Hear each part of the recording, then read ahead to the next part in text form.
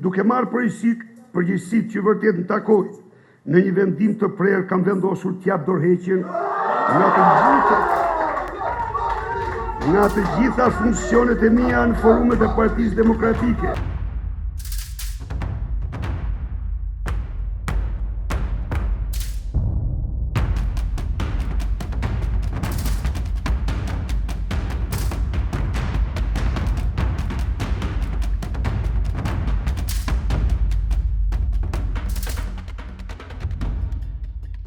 Partia Demokratike nuk do t'jo pushtet të dal nga vota e vjetër. Këto zgjedhje si kur në njëherë preku dhe rënojnë to parim të zgjedhjeve të lira dhe të ndershme. Zgjedhjet janë të dënuara me vdekje.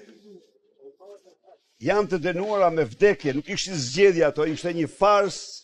Pas zgjedhje të 2021-shit, të cilat ai i shpalli masakre elektorale dhe ato të tilla ishin. Unë jam këtu për të dënuar me forcën më të madhe, për të hedhur poshtë këtë farsë elektorale.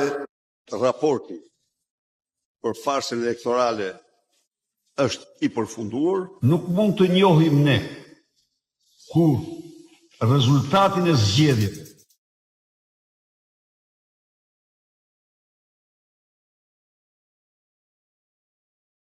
dhe njëherë thirrje. Popullit opozitar në protest kundër këtyre zgjedhjeve të grabitura.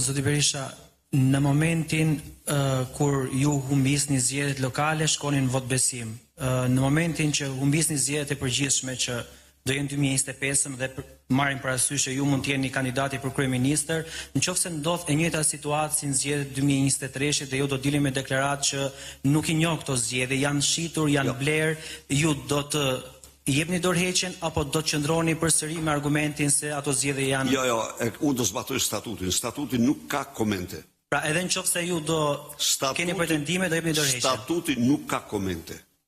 Statuti thot dorëheqje automatike. Dhe ai nen është votuar nga Sali Berisha.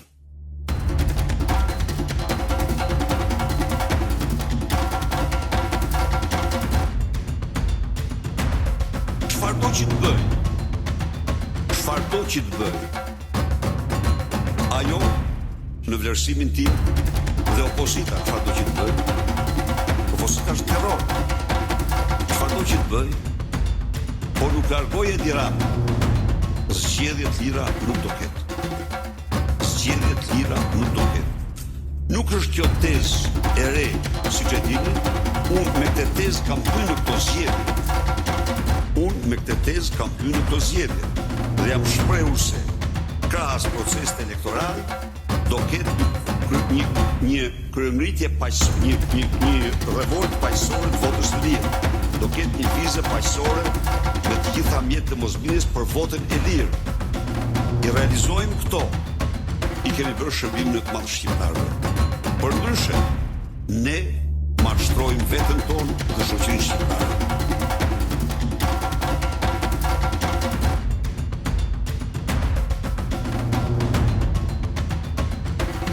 Kjo do jetë konferenca ime e fundit si kryetar opozite, mbasi pas datës 12 maj, kjo opozit është majorancë.